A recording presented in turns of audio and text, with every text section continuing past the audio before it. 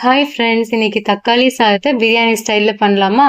அதுக்கு ஒரு குக்கரில் எண்ணெய் நெய் விட்டுட்டு பிரியாணி ஸ்பைசஸ் போட்டுக்கலாம். இஞ்சி பூண்டு பேஸ்ட், பச்சை மிளகா, வெங்காயம் போட்டு இதை நல்லா வதக்கிங்களா. ஸோ அது வதங்கினதுமே கொஞ்சமாக மஞ்சள் தூள், கொஞ்சமாக மிளகாத்தூள் போட்டு பச்சை வாசனை போகிற அளவு வதக்கிட்டு ஸோ அதில் தக்காளி ஆட் பண்ணிக்கலாம்.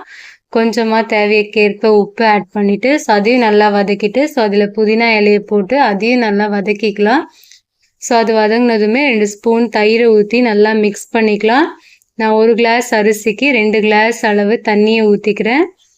ஸோ அரிசி போட்டாச்சு. ஸோ அதை நல்லா மிக்ஸ் பண்ணிவிட்டு அதில் 2 கிளாஸ் அளவு தண்ணியை ஊற்றிட்டு கொஞ்சமாக கரம் மசாலா ஆட் பண்ணிக்கிறேன்.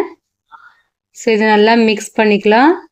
ஸோ இது மிக்ஸ் பண்ணதும் ஒரு கொதி வந்ததுமே ஒரு 3 விசில் அளவு குக் பண்ணி எடுத்துட்டு 2 ஸ்பூன் நெய்யை விட்டுட்டு மல்லி இலை தூவி இறக்கிட்டோம்னா நம்ம சுவையான தக்காளி பிரியாணி ரெடி ஆயிடுச்சு.